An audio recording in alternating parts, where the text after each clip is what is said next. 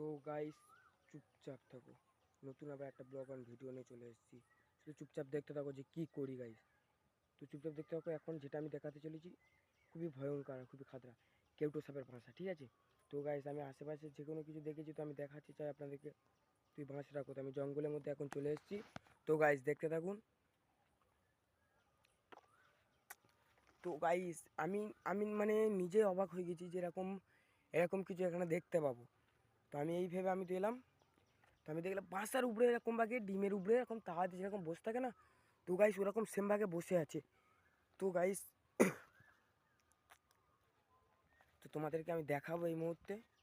তো গাইস ভিডিওটা একটু মানে বড় লং হতে চলেছে, তো গাইস এর জন্য কিছু মনে করবে না গাইস।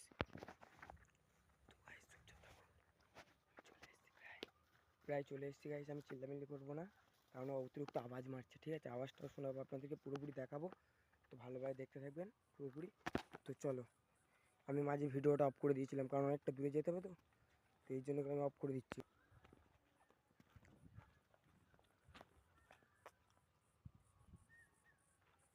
তো গাইস এই যে দেখতে পাচ্ছি এই গাছটা আছে, তো এই গাছের গোড়া থেকে আমি তোমাদেরকে পুরোপুরি দেখাবো। আমার ভয়ও লাগছে যেহেতু গাইস, তো আপনারা সাপোর্ট দেবেন তো আরও ভালো ভালো জায়গায় এগিয়ে যাব। তো গাইস আমি দেখাতে চলেছি আপনাদেরকে, বিশ্বাস করুন।